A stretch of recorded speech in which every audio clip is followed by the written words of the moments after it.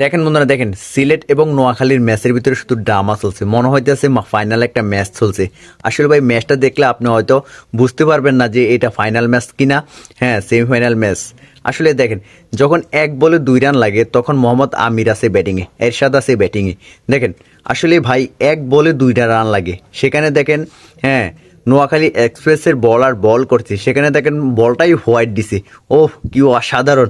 দেখেন ম্যাচটা ড্র হয়ে গেছে, তখন মেহেদী হাসান মিরাজের উল্লাসটা, এবাদত হোসেন চৌধুরীর উল্লাসটা ছিল অন্যরকম।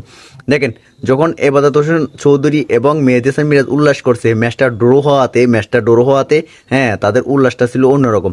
দেখেন দেখেন 1 বলে যখন 1 রান লাগে, ম্যাচ ড্র হওয়ার পরে 1 বলে যখন 1 রান লাগে, তখন বল করছে, তখন এরশাদের ফ্যাটে যে আঘাত করে, কিন্তু তারা শর্ট রান নিতে হ্যাঁ থামে নাই। দেখেন তারা শর্টটা নিয়ে নিছে, দেখেন সেখানে বলার বল করে বলটা নিয়ে আবার থ্রো করছে, যদি স্ট্যাম্পে লাগতে পারতো তাহলে কিন্তু আউট হইতো।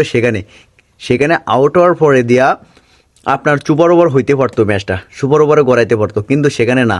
আম্পায়ার কিন্তু আবার দেখেন তারপরে কিন্তু এফডিডব্লিউর আবেদন করছিল, কিন্তু এফডিডব্লিউ আউটটা হলো না।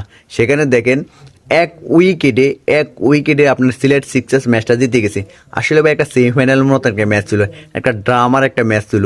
আসলে ও অসাধারণ, 144 রান নিতে 9টি উইকেট হারিয়ে ফেলছে আপনার সিলেট সিক্সার্স। আসলে ভাই অভিনন্দন সিলেট সিক্সার্স, অনেক কষ্ট করে ম্যাচটা আপনারা জিতেছেন।